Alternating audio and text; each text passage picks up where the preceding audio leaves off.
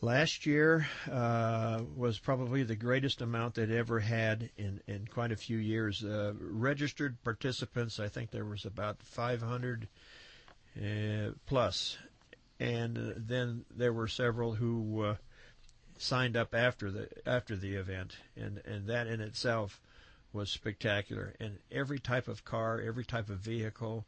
One of the most memorable things about Bonneville when we were there was there were 4 gentlemen that flew in from France, and with 4 suitcases, actually 2 suitcases apiece. One suitcase had all their clothes in it, and the other suitcase had parts to build a motorcycle.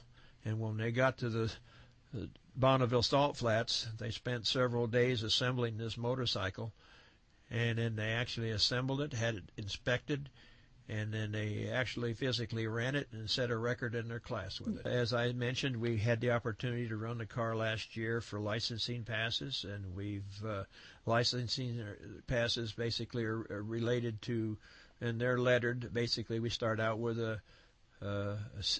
basically a D license, and then we run up the ladder to a C and a B, and we now have our A license, which allows us to run in the areas of 250 mile an hour, but no faster at that point.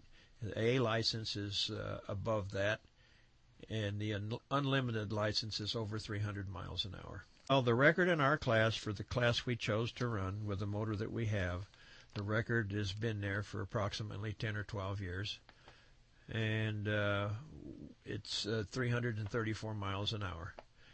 And from parts that we've acquired over the last year since we've been there, and the changes that we're making, we feel that we can get pretty close to that. We have installed a brand new style rear end in the car. It allows us to put a different gear ratio into the rear end to attain the speeds. However, one of the bigger issues is the quality of the tires. That's a big issue with going fast in land speed racing, is finding the proper tire and the manufacturer who makes that tire that you can go the speed you need to go. We've acquired some land speed tires from various manufacturers, and we feel that we can run those tires into the 300 mile an hour mark at this point.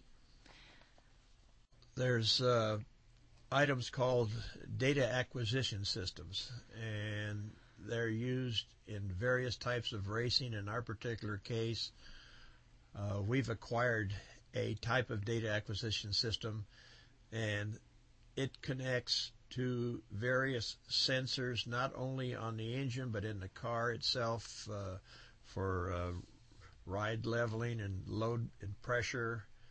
And it measures water temperature, it measures exhaust temperature. It's like a computer, yes, but we have to download the information to a laptop computer, and then we have to read the images that it prints out to determine the condition of the engine, condition of what the car is doing, in which way it's moving, because as I mentioned before, the car in the class that we're in, it's the second from the highest level of cars that run piston type engine.